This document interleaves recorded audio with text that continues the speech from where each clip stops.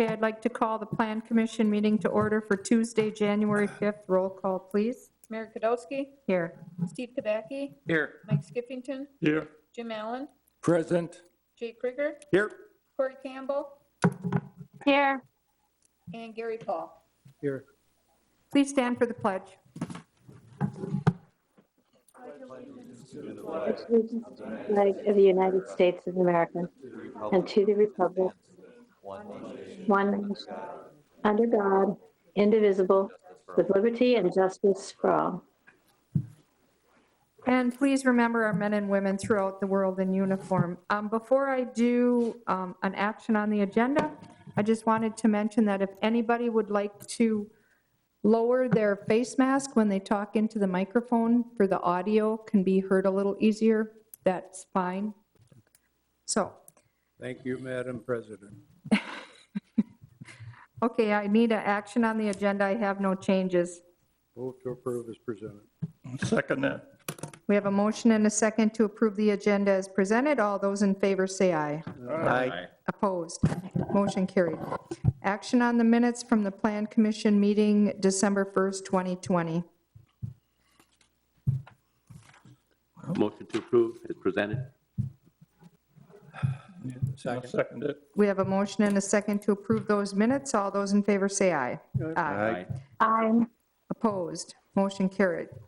Number 6, comments from the public must be limited to items not on the agenda, must state your name and address, limited to 5 minutes.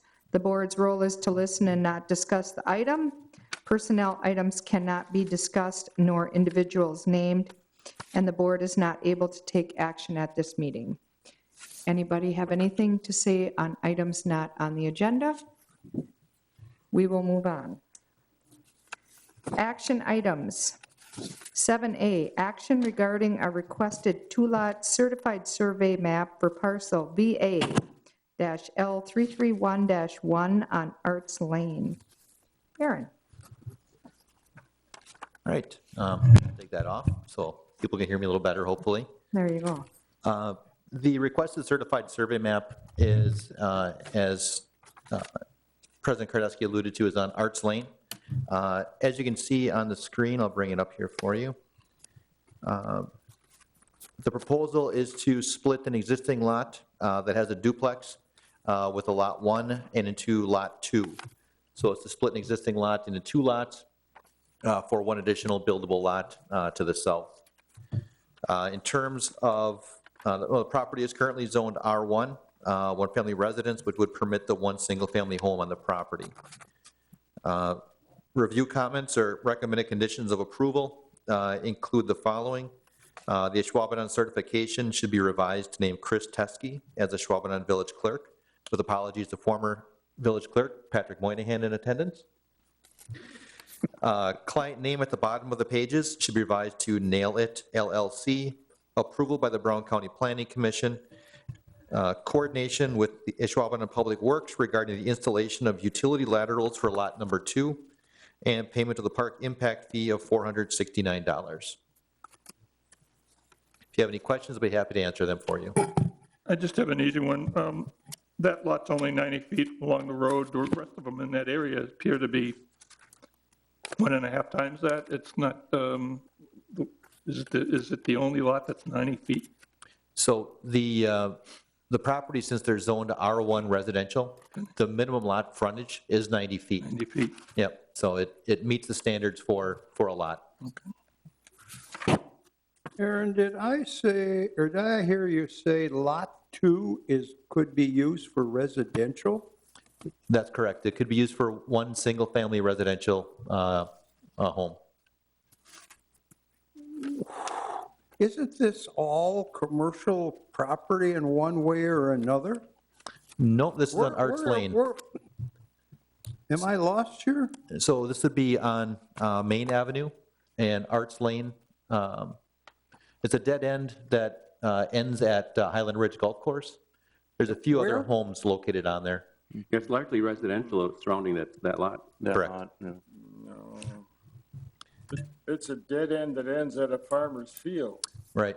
So if you take a look in the packet, it did include a air photo that shows the area.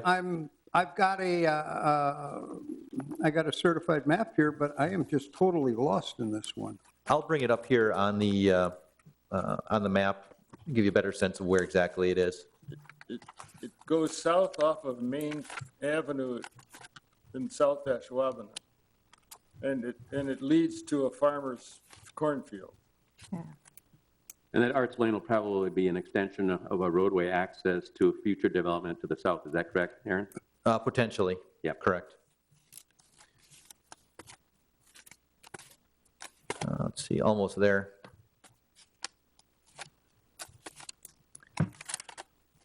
So if you look up on the screen,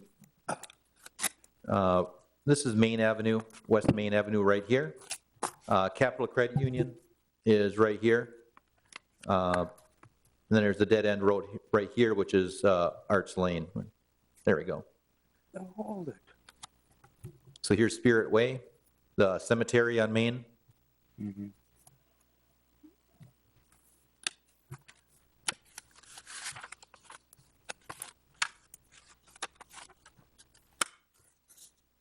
Okay, I'm sorry. I've got no wonder I'm lost. I had the wrong plot map. Okay, I'm with you now. Oh, okay, you were looking at the next I'm item. sorry, my mistake.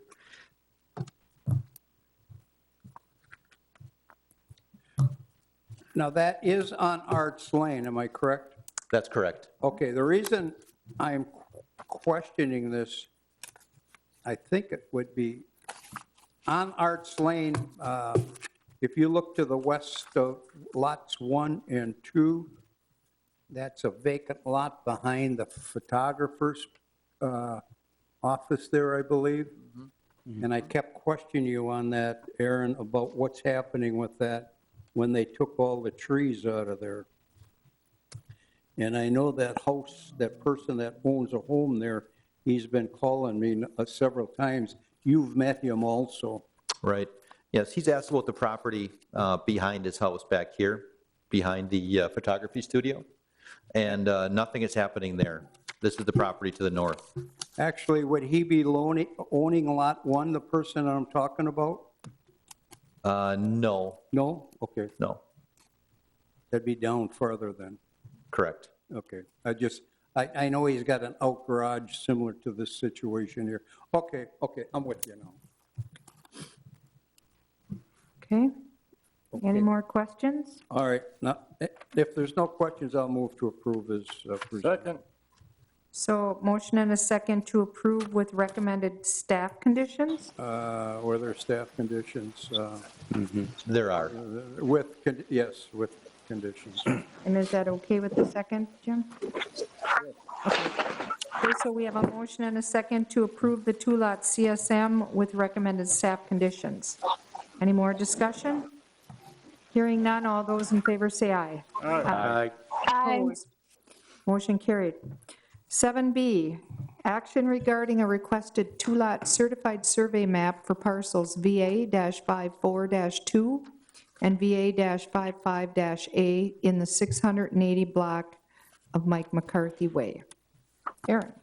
The proposed certified survey map is for 2 lots on Mike McCarthy Way to facilitate the redevelopment of proposed Lot 1 for the merge urban development building 1, which will be coming forward for Plan Commission review at a later agenda item.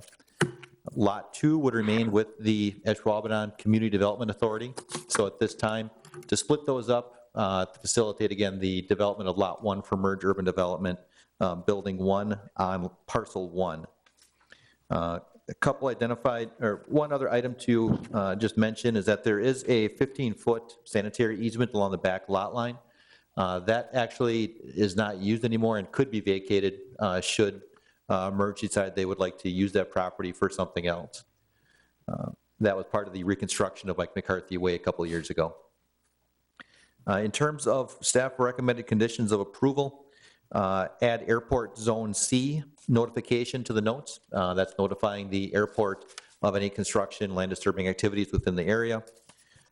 Remove restrictive covenant number 5, and I believe that was,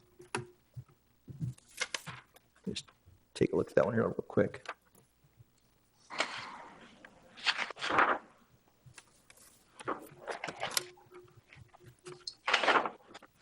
Bear with me.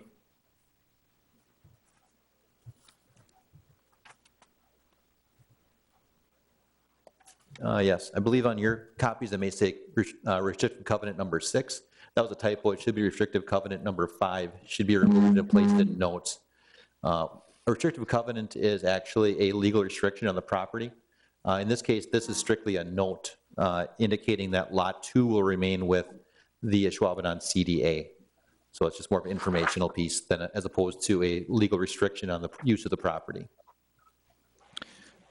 Typographical technical corrections as identified on the certified survey map. As you can see up on screen, just a couple minor typographical changes. And then approval by the Brown County Planning Commission as a standard procedure. I'd be happy to answer any questions for you regarding the proposed CSM. So Aaron, what do you foresee that can be done with Lot 2 then? I mean, because the way I look at it, it's kind of still tucked in Lot 1, even though, yeah, it's still part of our development area there. How much space and what could really be done with that? I feel like it's just kind of going to get hung out there and never going to be able to use for anything. Since the CDA will retain ownership of that as well as in the property to the west, Yep. Those properties could be combined for future development. And I think this also then minimizes the amount of land necessary for Merge to take care of their development. It also then maintains future use of that Lot 2 for a larger development on, to the east of Lot 1. And what's the size of Lot 2? I mean, I see it's 2.9 acres, but it's 130, what's the depth of it? Bear with me a second here. Yeah, it looks like it's what, 70 plus, a little bit more. I zoom in here. Here you can see the dimensions. So from south to north, it's 224 feet. This property right here, 70 feet, 22 feet, 103, 138. So again, what it, it really just reserves that property for use by CDA for future development to the east. We own a large piece going to the east. Going the other direction, but Right. I'm thinking it because it's cut out. I'm Right. like, okay, what are we gonna Yeah. do with that? Right. I'm familiar with that area. We have three Since I- other since I- lots. Since I parked cars there many times. Yeah. So, I'm just thinking of the way that that's cut out.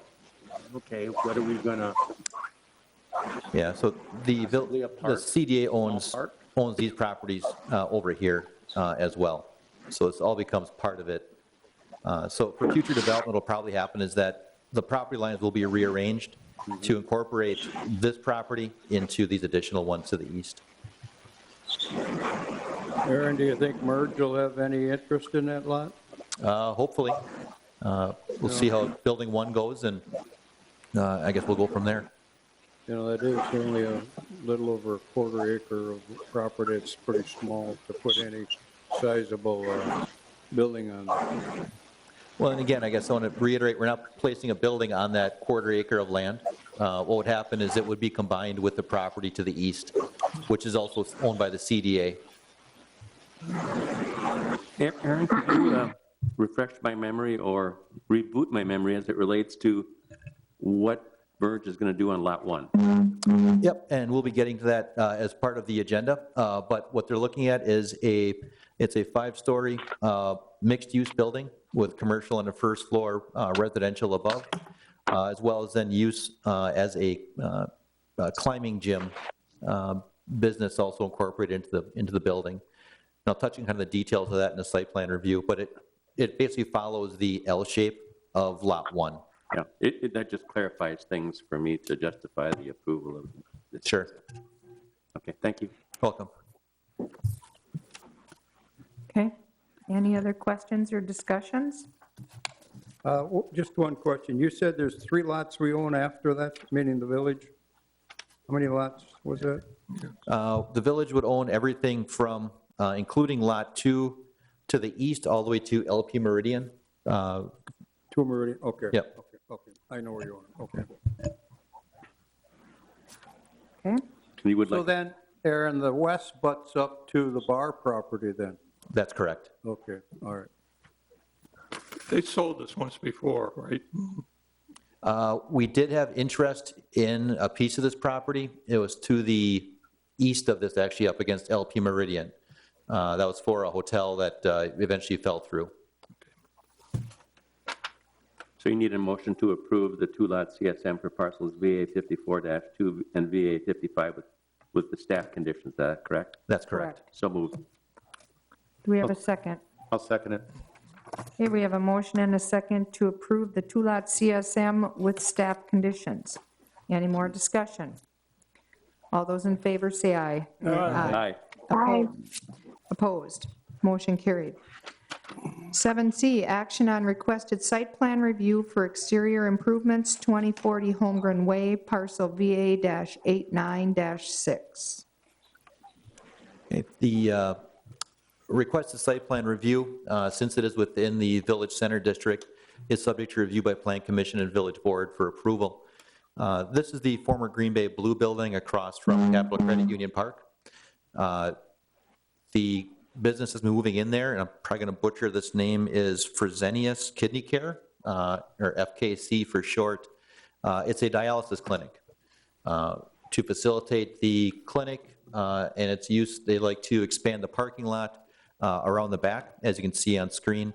Currently, the loading dock stops right here. We'll be extending parking lot to the back here with the dumpster enclosure located here.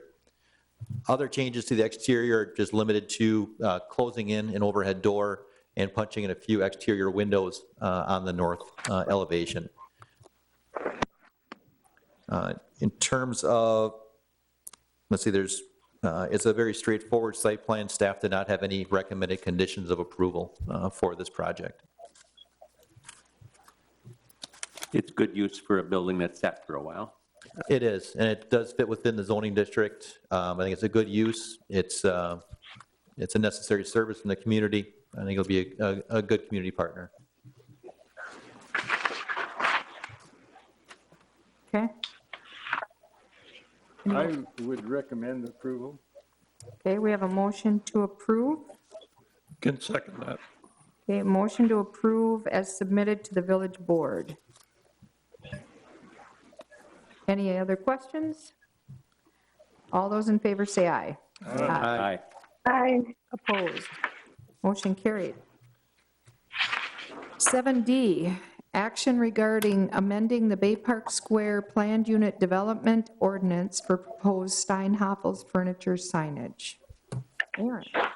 The requested PUD amendment is for the overall Ballpark Square Planned Unit Development Ordinance that governs development within that area. The original PUD was designed basically to accommodate the Yonkers signage. Steinhafel's, as a new user, obviously has some different requirements for signage, as well as the future tenant that they are hoping to capture. In terms of Steinhafel's, they will be using the one half of the first floor and all the second floor for their new store, and then one half of the lower level, the first floor, will be used for the future tenant. In terms of signage, we did work with Steinhafel's to bring forth what we think is a good approach to signage on the property. You can see the primary entrance right here. This is facing Oneida Street with Steinhafel's, and you have mattress and furniture here. The south elevation has Steinhafel's Furniture and Mattress Superstore. And then on the Holmgren Way elevation, future tenant here, and then smaller Steinhafel's entrance and future tenant right there. This is the elevation actually facing the mall, which obviously would not have any signage. In terms of the process, this would have to go to Village Board for final approval. And the actual PUD ordinance amendment instrument will be prepared for the Village Board meeting. If you have any questions, I'd be happy to answer it. Otherwise, Mr. Jeff Brownell with the architect firm is also in the audience. I said this at site plan. I think that the building is large enough that it can handle the signage that has been proposed, and I think it looks good. That's my opinion. No, I agree. Between staff and Steinhafel, they did a nice job for the size of this building. It fits it very nice, so if there's no other questions, I'll move to approve. Second. We have a motion and a second to approve the Bay Park Square amendment for the PUD ordinance for proposed Steinhafel's furniture signage. Any more discussion? All those in favor say aye. Aye. Aye. Opposed? Motion carried. 7E, action regarding requested site plan review for Merge Urban Development Building Number 1 at 680 Block Mike McCarthy Way, parcels VA 54-2 and VA-55-A. Aaron. As discussed, the Merge Urban Development Group is requesting site plan approval for a new 5-story mixed-use building on the north side of Mike McCarthy Way on Lot 1 of the previously approved CSM that you reviewed. As noted on the rendering, you can see here the building is primarily masonry with storefront windows and some minor concealed fastener metal panel accents. The first floor is primarily commercial use, and I'll just scroll down to the overall site plan here. What you see here is the layout for Building 1. The parking is located here. This would be on the west side. As Gary alluded to, this is actually the bar property over here.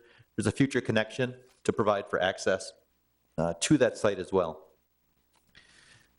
Parking would continue around the backside.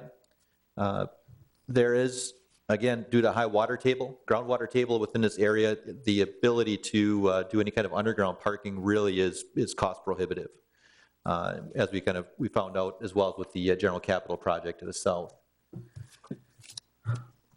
The project you're reviewing tonight is really, it's just Building 1. This building over here is the future climbing gym. They're still working through some conceptual renderings and finalizing the exterior materials for the climbing gym. So that will be brought through for site plan approval at a future date. That one just wasn't quite ready yet for the timeline they're working within. This area right here is to be a public access courtyard with, again, to access the commercial on the front of the building. And then this is to be hopefully a future phase 2 building for Merge Urban Development to the east. So this is where that building, or the Lot 2 would come into play, be combined with the other parcels.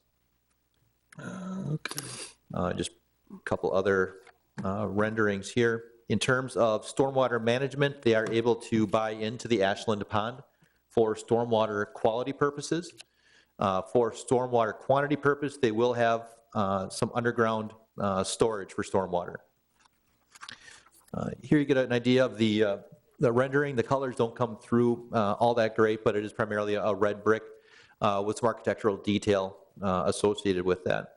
And you can also see some of the balconies, so on and so forth, with the project. The village board has previously approved a development agreement with Merge Urban Development for this site. Since the property is within Sports Entertainment District, this will then need to go to village board for final approval for site plan.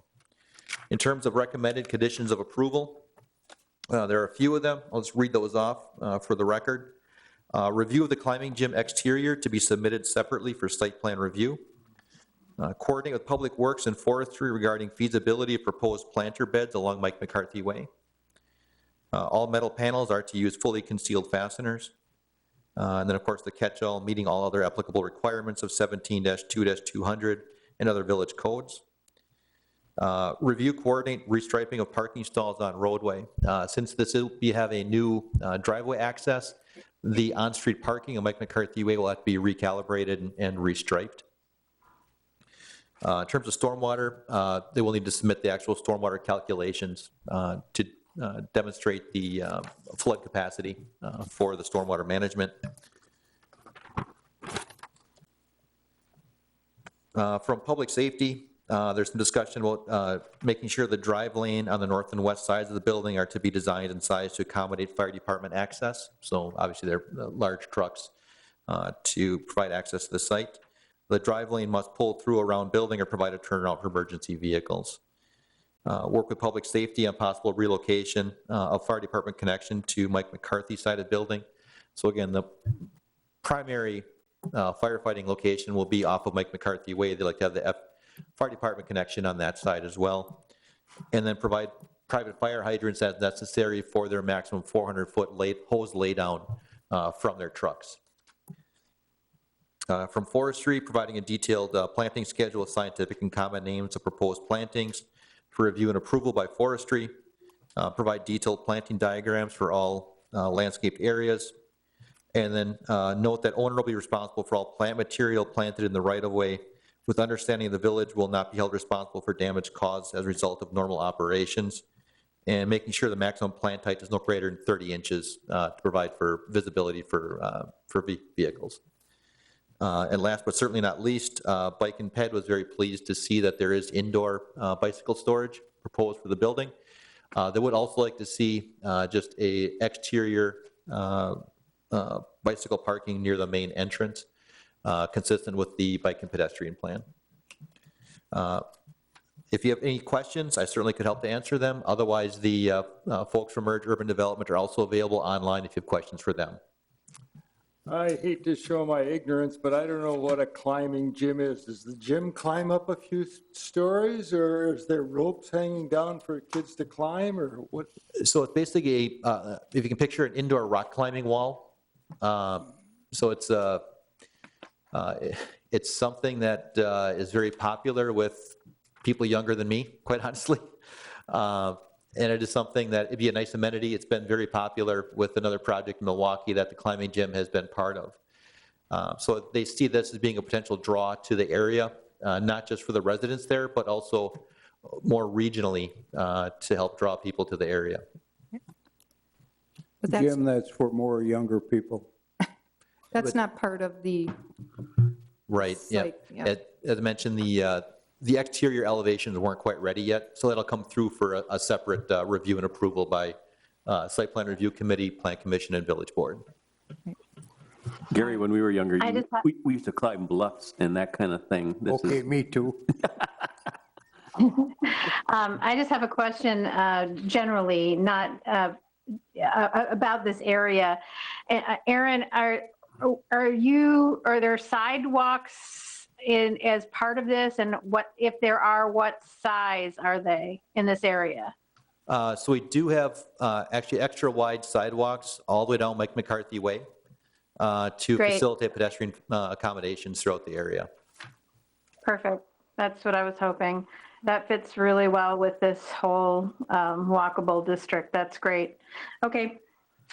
I made the comment at site plan, and I'll say it again here at Plan Board. I like the amount of masonry that they put on this building. I think it's really a very nice design. It really looks nice. So Aaron, what are the size of the units in here, since I wasn't in on the initial approval on that? What are we, I know it said 88 units, but I didn't see, what are we talking here? One bedroom, two bedroom? Sure. It's a mixture of studio, one bedroom, and two bedroom. They are a little bit smaller than what you'd see at the Bohemian Park or the Element. Okay. They're trying to kind of hit on a different niche market. Okay.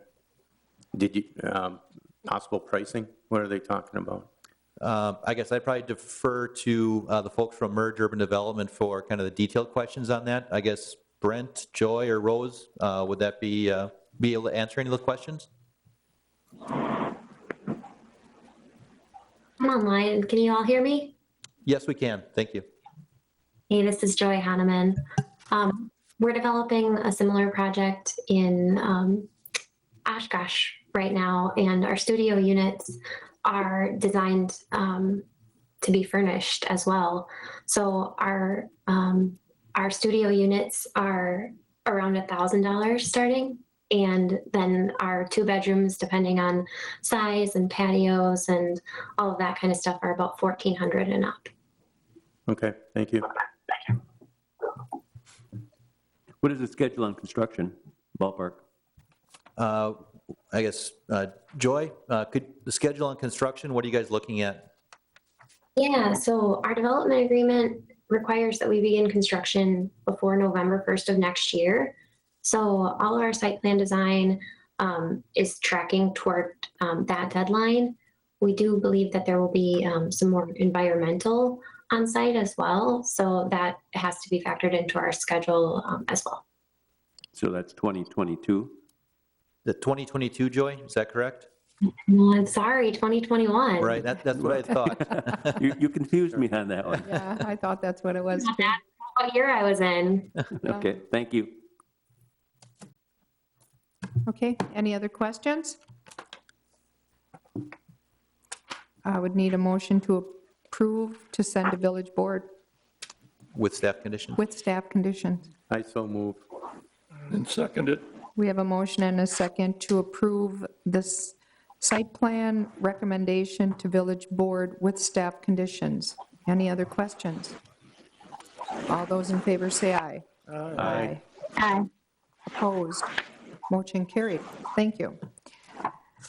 7F, discussion and action regarding proposed revisions to site plan and design review requirements, section 17-2-200, Ashwaubenon Municipal Code. This is some cleanup language. It is. And I typically try to place these ordinance amendments, cleanup language, when on agendas where I don't think we're going to have many items.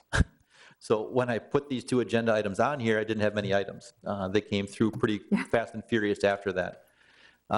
The proposed amendment to the site plan design review requirements, as recommended by the Site Plan Review Committee, is to provide some flexibility in terms of the requirements for concealed fasteners. We have a number of buildings in our industrial park that use either semi-concealed or fully exposed fasteners on the back side of the buildings looking to expand. And what happens is when they expand, under our current code, they are required to use fully concealed fasteners.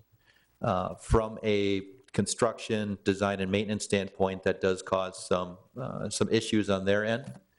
So we did take a look at finding some way to facilitate or better facilitate these expansions, but in a way that does not open it up for use of semi-concealed fasteners everywhere in the village. So the amendment as proposed is to allow for the use of semi-concealed fasteners on existing buildings for expansions on non-street facing elevations only. And even then, only in the I-1, I-2, and industrial park zoning districts. So this is not an option, say along Oneida Street or in the sports entertainment district. In those areas, it's still 100% fully concealed fasteners. This option will only be available for existing buildings when the addition is 75% or less of the overall footprint. And even then, only on non-street facing elevations. I want to stress that. So this is meant to provide some flexibility to some of our existing business owners. Again, they're looking to expand, but still maintain some control over, again, what the public sees on the front elevations of the buildings. So that's that was the primary impetus for the revision. Along with that, then I did have some cleanup just in terms of items that we've had to interpret over the past few years. Just write that into the code to make it very clear for anyone who's coming into the village that these are the requirements. I guess my goal as a development director is to make sure when a business is looking to come to Ashwaubenon, they know on the front end what the requirements are so there are no surprises as they get into the approval process. I think that's critically important to the village as well as to the businesses. So that's what I'll try to strive to with any updates. If you have any specific questions regarding the proposed revisions, I'd be happy to answer them. This has been a problem with the site plan committee for a number of years. We really needed better clarification on these subjects that Aaron brought up. It has hampered a few construction projects that did not come forth because of the language. I think it's a good move. I should say the site plan committee had no issues on getting this straightened out so that the contractors know what they're facing when they come here. So I commend Aaron for putting this together and making it readable for these people entering into this area with our codes to what can take place on buildings and where it's possible to use this language. So I don't know if there's no questions, I recommend to approve the. Just a comment, Gary. Go ahead. It's, this has been something that was discussed many years ago and has a long history. There. And, you know, at one point in time, it was possible to put a wrinkled tin building on Oneida Street. And I think there was a significant push, but for many different reasons, to eliminate the exterior fasteners, or the exposed fasteners, excuse my terminology. This has come up time and time again, and as long as it's limited to the industrial areas, and we're seeing a significant amount of that expansion in those areas, which is good for all of us in the industrial park area, that this makes a lot of sense. Does it also address something on EFS there too, or is there? Clarification on EFS, just it's, so there, we've had a limitation on EFS now for a number of years. And bear with me while I find that section. What it does is it does include the language in there for allowable building materials. It does reference now that EFS is an allowable material, but subject to limitations that have always been in place. So I just want to make sure that when people read through the allowable materials, that they know, okay, I can use it, but subject to these limitations. So you look forward to, okay, where are those limitations? Okay, there they are. Okay. I agree with Gary. It's well done, and it spells things out clearly. And I know the site plan committee has been grappling with that for a number of years, so I think this kind of puts this to bed, and I think it does it in a very clear manner, so that's good. I would second your motion then, Gary. Good. All right, on the question, Okay, so we have a motion and a second to recommend approval of the proposed changes to village board. Is there any more discussion on it? I just want to make this comment. We still hold a pretty good value to how these buildings are being done. I get around to quite a few of the industrial park areas throughout the valley and whatever, yet I should say, I see a lot of fasteners that we do not allow in our area, period. So I think we do a good job in keeping good appearances of our buildings compared to some other communities, because they're still 1950 stuff yet. Yeah. Well, being on site plan too, this really clarifies. So when they know that they have an elevation that faces the main road, they have to have concealed fasteners. That's correct. There's just no two ways about it. So, okay. Any other discussion on it? Hearing none, all those in favor say aye. Aye. Aye. Motion carried. 7G, discussion and action regarding proposed revisions to the home occupation requirements, section 17-4-400, parent C, parent 1, parent B, Ashwaubenon Municipal Code. Again, cleanup. So, Aaron? There you go. So this came as a result of a request for a home occupation earlier this year.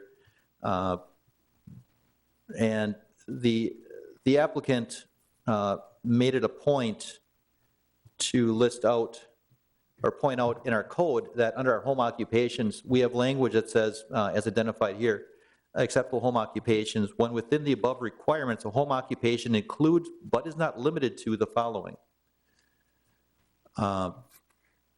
When you have that, but is not limited to the following, someone who does zoning administration, if I had any more brown hairs, they'd go gray. If I had any more hair, I'd lose them. That type of language creates a lot of gray area, and it causes lots of problems. In this case, the use caused some neighborhood conflicts. But I didn't have a leg to stand on to deny it because of the "but is not limited to" language. Right. What I'm requesting is removal of the "but is not limited to" to clearly specify what home occupations are permissible. And that if someone looks at the list of home occupations and says, well, I have a home occupation that isn't listed, but I think it would be a good home occupation use, we can bring it through the amendment process to get full village board input on it, plan commission, so on and so forth. So that's really all that this amendment is removing that "is not limited to" language. So you're eliminating Pandora's box. Exactly right. Right. Yep, good idea. No, and you're, bringing it through as amendment. If it's that important and it makes that much sense, it's worth that effort. But otherwise, this gives you a much greater level of control. Right. The village, greater control. Yeah. Mm-hmm. Okay. Any more discussion on that? So I need a motion. I'll make a motion to approve. Second it. We have a motion and a second to recommend approval of the proposed amendment to section 17-4-400. Any more discussion? All those in favor say aye. Aye. Opposed? Motion carried. Number 8, items for next agenda. If anybody has anything, give the office a call. We'll get it on the agenda. I need a motion to adjourn. So moved. Second that. Motion and a second to adjourn. All those in favor say aye. Aye. Opposed? Motion carried. Thank you. This conference